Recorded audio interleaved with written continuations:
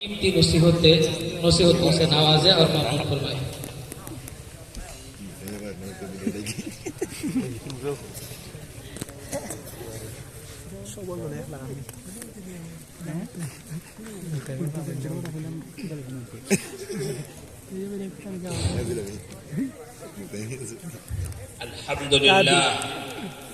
الحمد لله نحمده ونستعينه ونستغفره ونؤمن به ونتوكل عليه ونعوذ بالله من شرور أنفسنا ومن سيئات أعمالنا من يهده الله فلا مضل له ومن يضلله فلا هادي له ونشهد أن لا إله إلا الله وحده لا شريك له ونشهد أن سيدنا ومولانا محمدا عبده ورسوله وصلى الله تبارك وتعالى على خير خلقه محمد وعلى آله وأصحابه وأزواجه وذرياته وأهل بيته أجمعين.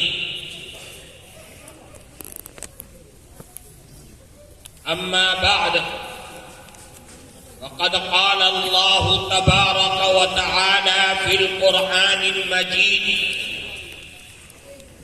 والذين جاهدوا فينا لنهدينهم سبلنا وَإِنَّ اللَّهَ لَمَعَ الْمُحْسِنِينَ.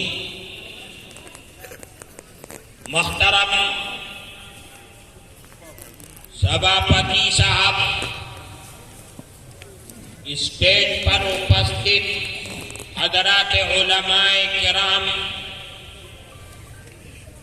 علاقے کے محدث کبیر اور اس دینی ایمانی نورانی محفل میں اپستھت محترم بزرگوں اور عزیز دوستوں، آج کی اس مبارک مجلس جس میں مجھ کو بتایا گیا اس مدرسے کے دو اہم ترین مدرس جن کو تقریباً 50 سال مکمل ہو چکے ہیں درس دیتے ہوئے، قرآن کی خدمت کرتے ہوئے، علوم نبوت کی خدمت کرتے ہوئے، سب سے پہلے میں دعا کرتا ہوں کہ اللہ ان دونوں حضرات اور باقی تمام اساتذہ کرام کی اور اس مدرسے کے ذمہ دار کی محنت تقدو اللہ رب العزت والجلال اپنے فضل و کرم سے بے حد قبول فرمائے۔ میرے عزیز دوستو،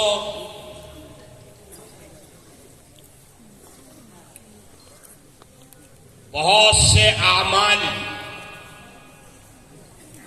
انسان اس دنیا میں کرتا ہے،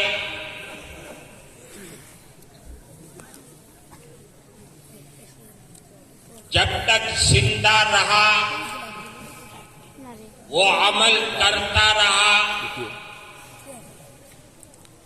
دنیا سے رخصت ہوا عمل کا دروازہ بند ہو گیا۔ لیکن قرآن کی خدمت، رسول اللہ صلی اللہ علیہ وسلم کے دین کی خدمت، یہ در حقیقت ایسا صدقہ جاریہ ہے جو زندگی میں تو کام آتا ہی ہے، انسان کے مرنے کے بعد بھی اس کے نامہ اعمال میں اس کا ثواب اور اس کی برکتیں لکھی جاتی رہتی ہیں، یعنی اس کو ثواب ملتا رہتا ہے۔ یہ صدقہ جاریہ ہے۔ انسان قرآن کی خدمت کرتا ہے، اس کا مطلب یہ ہے کہ وہ اپنی روحانی اولاد تیار کر رہا ہے جس کی کوئی حد اور انتہا نہیں ہوتی۔ انسان کی اپنی نسبی اولاد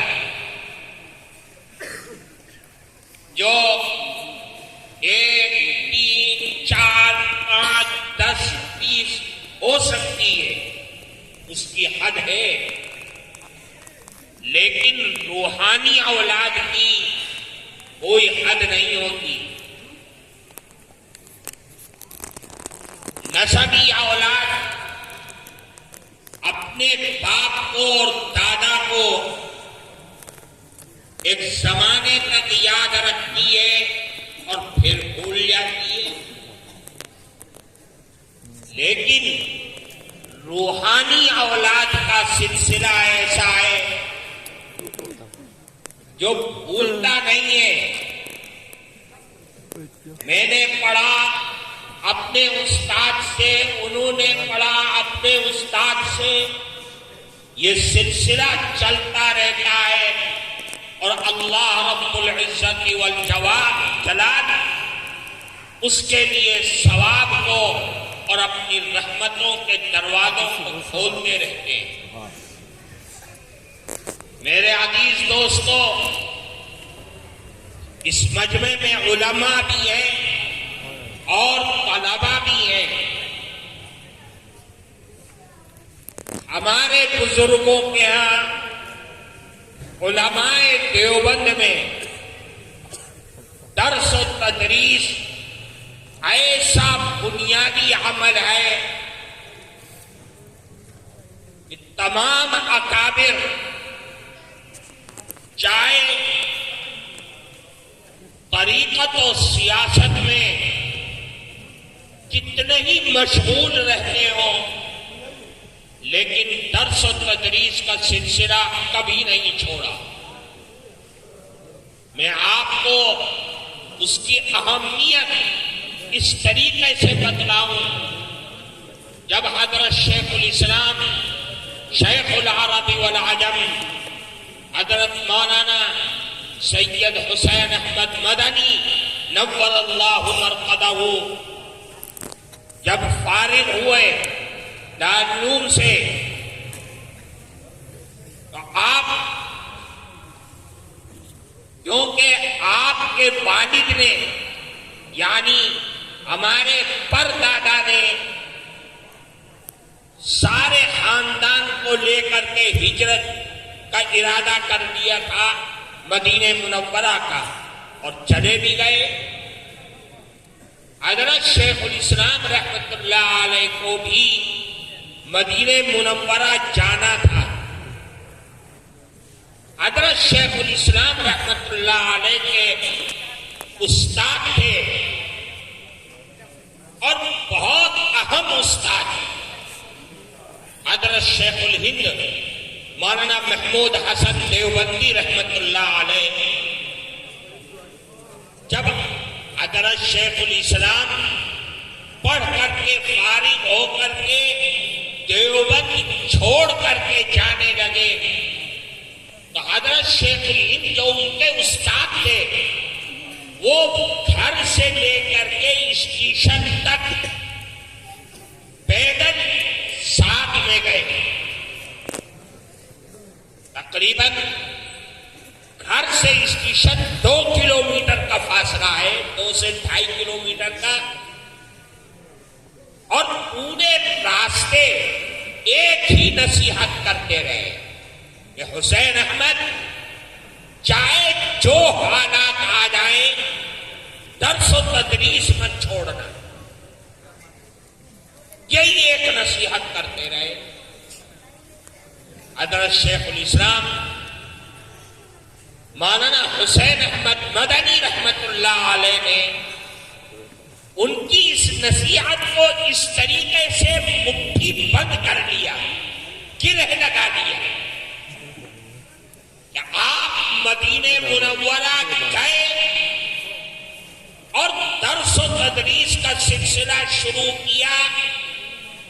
باوجود اس کے یہ بڑے مسائل تھے, بڑی پریشانیاں تھیں, لیکن کبھی درس و تدریس کا سلسلہ نہیں چھوڑا اور اتنی محنت کیا کہ ہم اور آپ اس محنت کا تصور نہیں کر سکتے. فرماتے کہ مسجد نبوی میں درس ہوتا تھا, ہر شیخ ہر استاد کتاب دیکھ کر کے سبق پڑھایا کرتا تھا. میں نے یہ فیصلہ کیا کہ میں ہر کتاب کو زبانی پڑھاؤں اور ایک ایک دن میں 10 15 سبق پڑھاتے تھے. ہر کتاب زبانی پڑھ کر کے آتے تھے اور زبانی سبق پڑھایا کرتے تھے.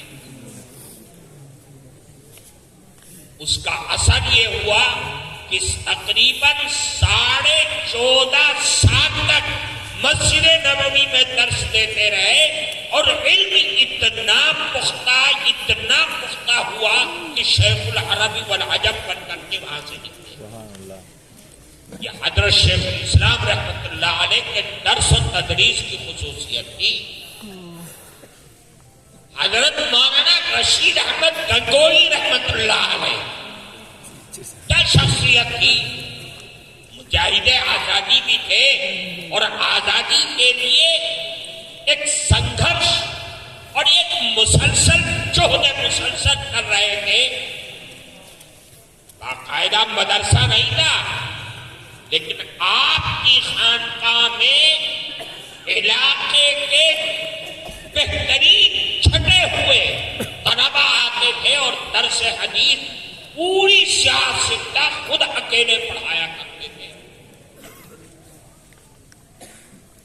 ہمارے اکابر رحمہم اللہ کا یہ طرز رہا ہے. ہم دنیا والوں سے الگ ہماری لائنیں, الگ خطوطیں, الگ چال چلن ہے ہمارا. دنیا ٹیچر کو, ملازم کو, کسی بھی محکمے میں ہو 60 سے 65 سال کے درمیان جب آدمی بوڑھا ہونے لگتا ہے اس کو ریٹائر کر دیتی ہے کہ اب تم کام کے لائق نہیں رہے, گھر میں رہو, پاڑی میں رہو. ہمارے مدارس اسلامیہ کا نظام یہ ہے, ہماری شریعت کا نظام یہ ہے کہ آدمی جتنا بوڑھا ہوتا ہے وہ اتنا ہی مضبوط ہوتا ہے, وہ اتنا ہی تجربے کار ہوتا ہے. کیوں؟ اس لیے کہ قرآن کی آیت کہہ رہی ہے وَالَّذِينَ جَاهَدُوا فِينَا لَنَهْدِيَنَّهُمْ سُبُلَنَا. جہد مسلسل سے اللہ کی رحمتوں کی برسات ہوتی ہے. جب آدمی محنت کرتا ہے, قدم بڑھاتا ہے, سنگھرش کرتا ہے, تو اللہ کی رحمتوں کے دروازے کھلتے ہیں اور اس آدمی کے اندر نکھار پیدا ہوتا ہے.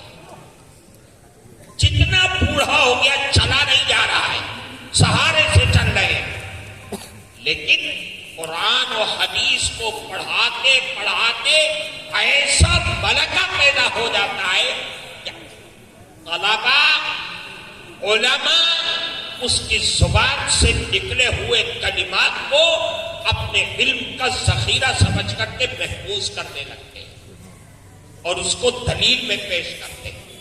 اس لیے میرے بھائی, میں انتہائی مبارک سمجھتا ہوں آپ کے مدرسے کے یہ 2 اساتذہ جنہیں 50 سال تقریباً ہونے کو ہو گئے، اور آپ ان کی ہمت افزائی اور حوصلہ افزائی فرما رہے ہیں، اور اتنا بہترین مجمع آپ نے سجایا ہے علماء کا اور طلباء کا، یہ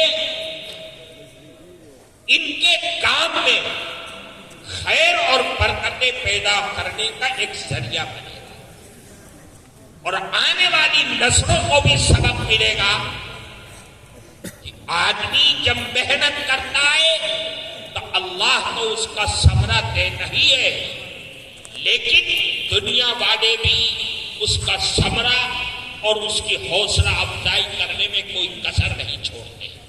اس لیے میرے بھائی بہت مبارک ہے، قرآن کی خدمت، قرآن کی تعلیم سے جو لگ گیا وہ زندہ جاوید بن گیا۔ کیوں؟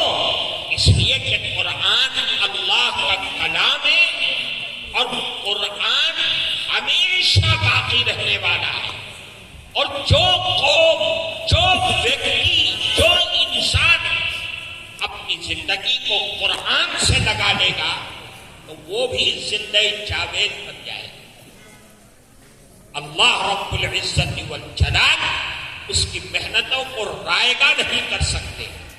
قرآن اللہ کے عظیم الشان کتاب ہے، ایسی کتاب ہے کہ اللہ کے نبی نے فرمایا انہ ذکر الرحمن، قرآن رحمان کا ذکر ہے، وحرز من الشیطان، شیطان کو بھگانے کا سب سے بہترین طریقہ اور ہتھیار ہے، ورجحان فی المیزان، قرآن کی خاصیت یہ ہے کہ قرآن پڑھنے اور قرآن پڑھانے والا ہے۔